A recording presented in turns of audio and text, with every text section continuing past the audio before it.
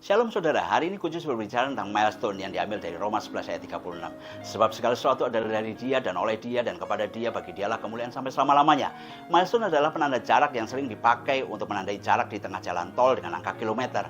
Perjalanan hidup manusia juga memiliki milestone-nya sendiri, atau yang sering disebut sebagai tanda atau tonggak pencapaian keberhasilan pada masa hidup seseorang. Misalnya pencapaian pendidikan, jabatan, karir, atau ketika saudara disembuhkan dari sakit penyakit, lepas dari pergumulan, atau bahkan ketika saudara berjumpa dengan Tuhan Yesus dan mengalami pertobatan.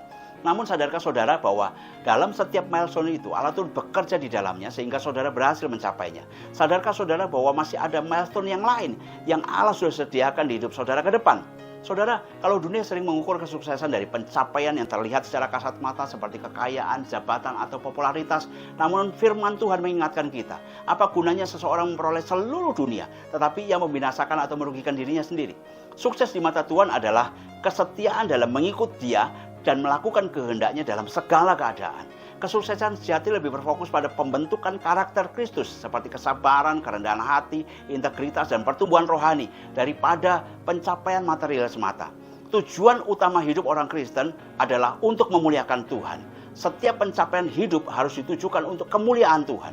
Ketika kita mencapai milestone, pertanyaan utamanya bukanlah apa manfaatnya bagiku, tetapi bagaimana ini dapat memuliakan Tuhan. Tonggak pencapaian seringkali memicu kebanggaan diri seseorang. Tetapi respon pertama orang percaya harusnya dengan rendah hati mengucap syukur kepada Tuhan dan menyadari bahwa semuanya itu karena pertolongan Tuhan. Setiap pencapaian harus diakui sebagai anugerah Tuhan, sebagai bukti nyata penyertaan Tuhan dan kasih setia Tuhan dalam hidup kita. Fokus pencapaian kita harus tetap pada tujuan yang kekal, mengejar prestasi kekal yang memiliki nilai abadi di mata Tuhan.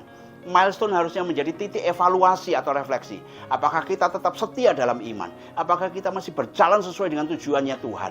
Sebab prioritas hidup kita harus tetap selaras dengan kehendak dan tujuannya Tuhan.